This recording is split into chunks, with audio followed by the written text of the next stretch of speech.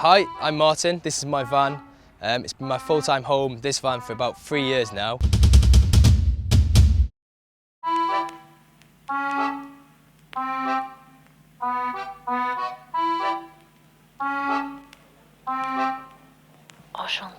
So this is a 2001 Renault Master.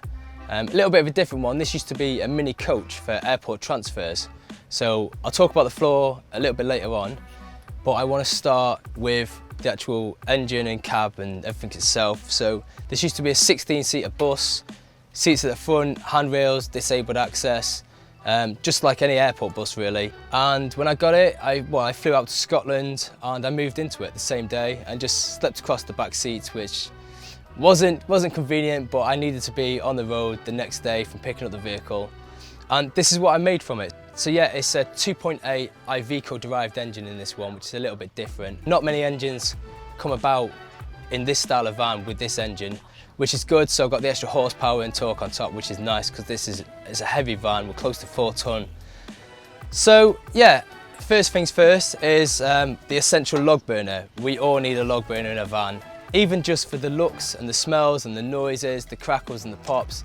Like, the fire is a big win for me. It's not for everybody, but when you've got the space for one, this is a little bit overkill. It's just like a sauna in here sometimes, but it is brilliant. And behind there, we just got tiles that have been grouted onto the wall, tiles underneath, and this is all welded box section. The good idea with this one is actually that the whole thing can be taken out in under 30 seconds. So it's on wing nuts underneath the false floor, and the fluid sort of locks and slides out of place, which is nice.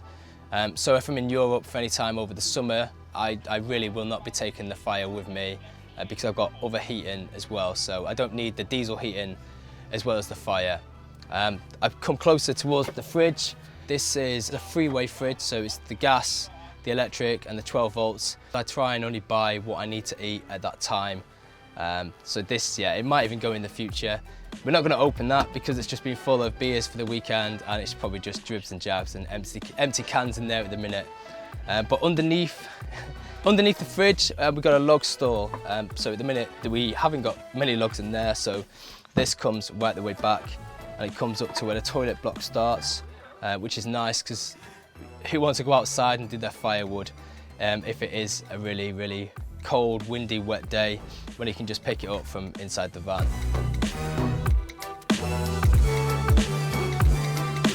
Okay, so like I said, when I first moved into the van, there was 4 seats across the back, and then it had the rest of the seats making up the 16 seats for the coach. And I just literally squeezed in and I slept right at the back, just a sleeping bag. It wasn't comfortable because you got the little armrest and the seatbelt plug-ins. It wasn't good, but I lived like that for a couple of days while I sourced out some pallet wood. Now this pallet wood wasn't reclaimed. This was pallet wood before it gets made into pallets.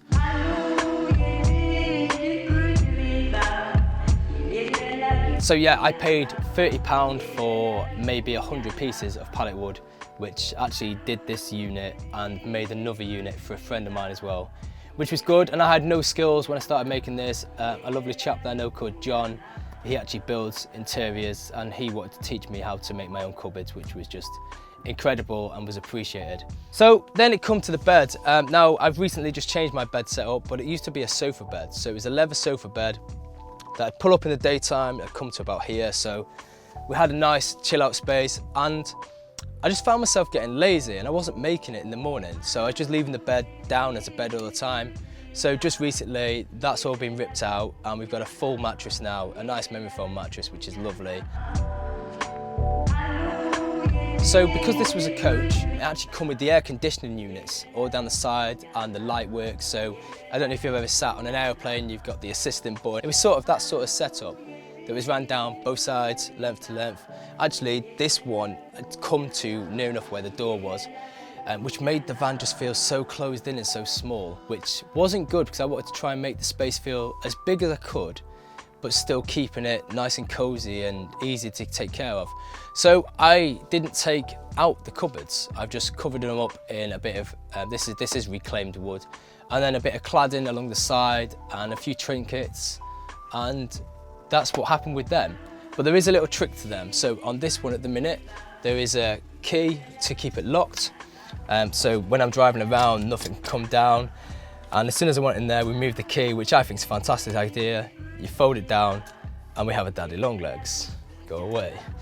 Yeah, so this was a little bit different actually. So the reclaimed wood's at the top. It's just rough edges, and I didn't really mind the finish. I didn't sand it back or anything. There is a lot of scribble on it, and this is normally friends or me just chilling out and scribbling. So I did pretty much the same with the back, but I used, this is part of my ukulele that broke, and it's the same sort of setup, and that'll come down. It's the most simplest, easiest way of doing it. Nothing falls out of any cupboards. I drive pretty much like this, and apart from the pots and pans banging around, there isn't very much. So the big skylight that is directly above me right now was the original skylight from when it was a coach. It was actually tinted glass, and it just made in here seem a bit dark and dreary because I was very silly to clad the whole walls. So there is windows all around this bus, and I cladded them up, and I didn't realise how dark it was. And then we found out it was actually tinted. So we were up there with a Stanley blade, and there must have been 4 or 5 layers of different coloured tint material, and we pulled it off for this lovely opening. And it's nice. It's so light in here without having all the windows. It just keeps it really open, and it just feels nice. It makes the space feel a lot bigger. And then directly there, that's above you, is the skylight I fitted. Because I've got a raised floor, and we did say we'd talk about that, quite fortunate of having the big skylight. That's why I decided to put the cooking facilities. And the reason because, like, that's the only place where I'm going to stand in a van. Most other times you're going to sat down, you're going to be chilled out. You're not walking around your van all the time, but when you're cooking, you're constantly stood up. So I was fortunate enough to place that in the right place. So I have this LPG. Actually, it's not an LPG hob. This is just a gas hob for a regular house. And all I did was change the jets inside. So there's a little jet that's inside. You change them round, and you can actually run them on LPG or butane. And that just works exactly the same as any of the caravan or boat stuff without the extortionate price. So the grand total of this was probably about £55, which that was including the new jets. So behind the gas hobs, these were actually given to me. I did win them on eBay, and I'm a sucker for some retro tiles. I don't know why. Some people love them, some people hate them, but there's something about them, and they just attract my attention all the time. So I went down, I actually won these for 99p, and the lovely lady that I won them from, she asked what I was using them for. She thought it was an art project. I said, no, I'm building my new home, and she took an interest, come in, had a look, and she actually gave them to me, which was nice. I'm not quite up here when it comes to doing things normally. I like to test people's opinions and just change things, so I have a lot of steampunk type stuff and horse braces screwed everywhere. Some new additions that were recent were the bullets. Now these are spent bullets, and people have been worried in the past because of where they are, but I just needed something just to separate and break up the sink from the hob, and I couldn't think of anything that would fit in the gap perfectly. So yeah, we were at a show, and it was an overland show with a lot of overland vehicles, and these were on key rings. So I just took the key rings off, and they were in place. In the winter months just gone, I was doing a lot of cooking with the door open for where I was being parking in the right way, and I did put the hob in a place and not consider the wind coming into the van. I needed a bit of a windbreak, and there was nowhere for me to put a windbreak. I tried all sorts. I put pieces of wood about to try and stop the kettle from going out. And I remembered when I was at a car boot sale, I actually found this lovely old saw, and I screwed it in place, and it's just enough to stop the wind from blowing out the hob when I'm trying to boil the kettle in the morning. This was actually a reclaimed from a T4, the actual sink itself. It used to have a micro switch tap, which folded up and down, and it was always a nightmare to try and get the bowl in and out, and I'm one for simplicity. I just want things to be as easy as possible. So I got rid of the fold down tap, and this is from my mum and dad's house. They've had their kitchen renovated, and I took a load of the pipe work, and we just bent a piece of pipe, we put it on a water switch here. This is from a chandelier, so this is for a narrowboat for the outside. And we put a doorbell on it, and we just hold the doorbell, and we get fresh drinking water out the tap. So the leftover copper, there was quite a lot of it, and I did weigh a lot of it in, and that did pay for nearly a tank of diesel, which was amazing. But before I did make use of a few little bits. So the wires actually go through the copper trunking, which is nice. And they come through the floor, it comes up this copper pipe work, and it ends up to the top light. So when I hit this magic switch here, we actually have a door, we actually have a switch that we can get from outside. And it's nice to be able to leave the van and turn off the light like you would in a house. I get asked a lot about this funny bit of curved wood that I have here with a holder in place. That is actually from my table, and this is my table here. It's not very big, it's big enough for me. I can get my laptop on there, I can eat a meal off there, and it's big enough for a pint of beer in the evening. And that actually slots in place, so the cutout is perfect. That's where that lives when I'm driving. But when I'm not driving and I need to set up, it just fits into the floor just like any other table. So we put that in there, and then we have the table in place, and that is, it's perfect if I'm sat on the bed. There could be 2 or 3 people sat in here, and it's enough for us all to put a beer down, and yeah, it's nice. I don't use a lot of power. I'm the sort of person that if there's not enough power, I'll go to bed. But I do use my computer for a lot, for video editing and the photo editing, and we've always got gadgets, and even my watch now has to be on charge from time to time.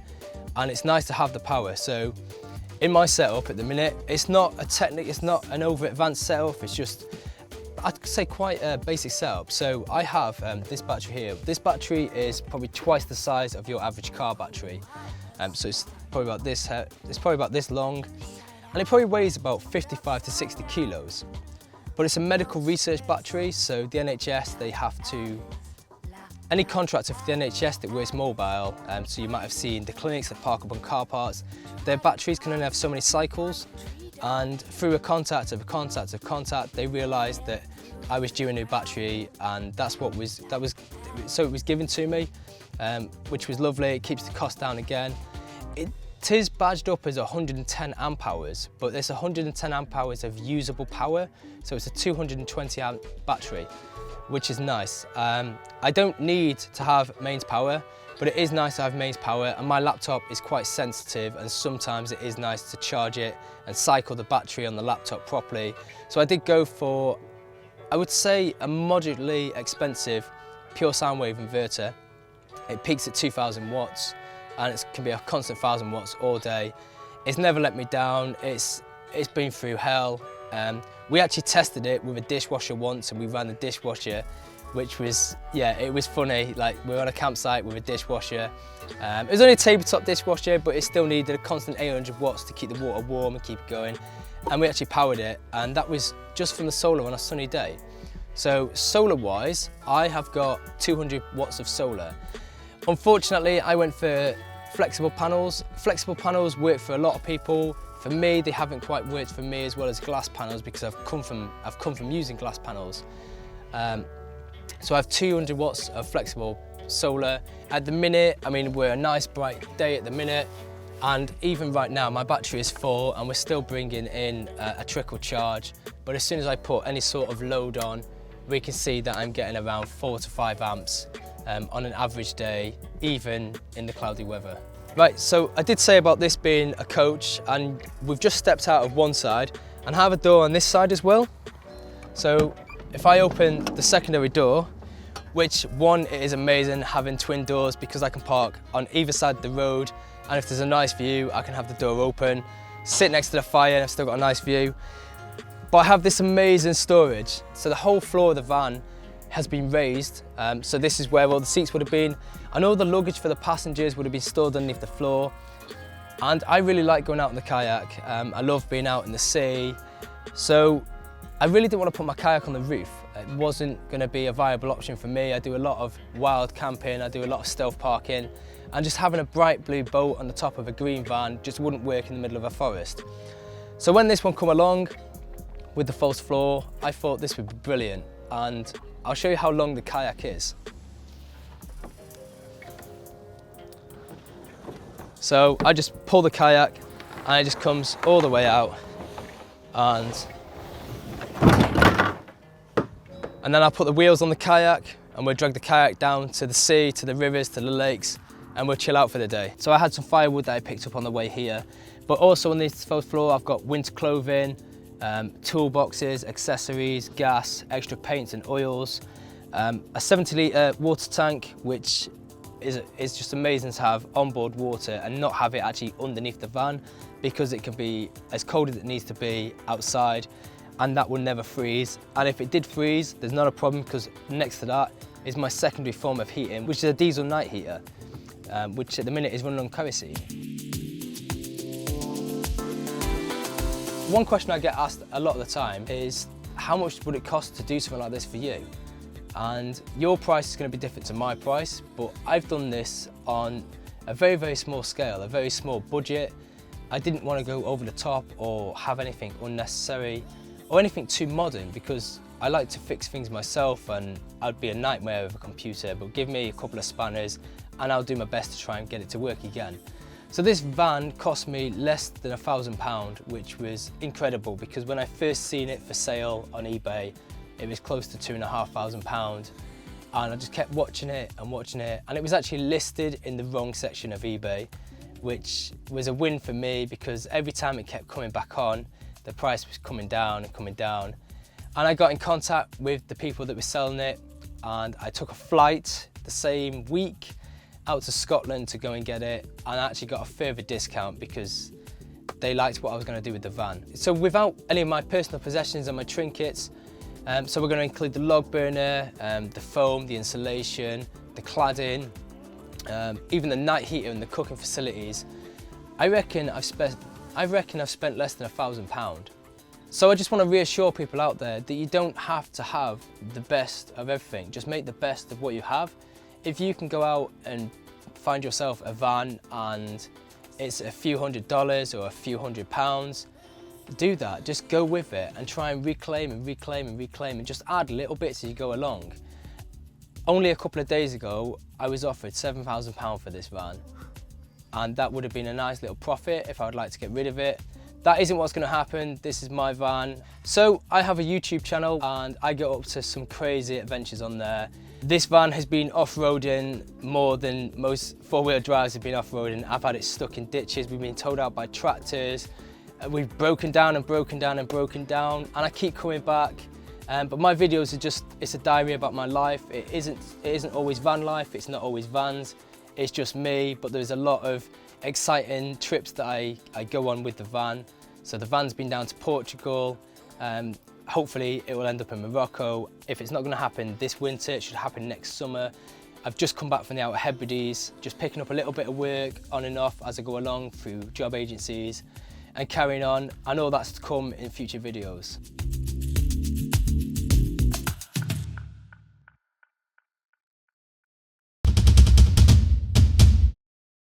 I hope you enjoyed that content. If you hadn't noticed, we do have an ebook that we sell, and the link is just in the description. It contains 160 pages crammed full of practical advice, walkthrough information, electronic schematics and part lists, which will make your job a lot easier for doing a van conversion, and it will save you time and money. Also, we've created special videos for the ebook which enable you to see walkthroughs for how to do loads of things in a van conversion. So that's for water systems, for your electrics, for how to do simple woodwork joints that anyone can do. I really believe that anyone, regardless of their experience, can make a half decent van conversion. Thanks for watching. We really appreciate you watching our content, and we put a lot of effort to make it interesting, informative, and find those cool projects that feature on our channel. Consider subscribing, leave a comment, and we'll see you next week.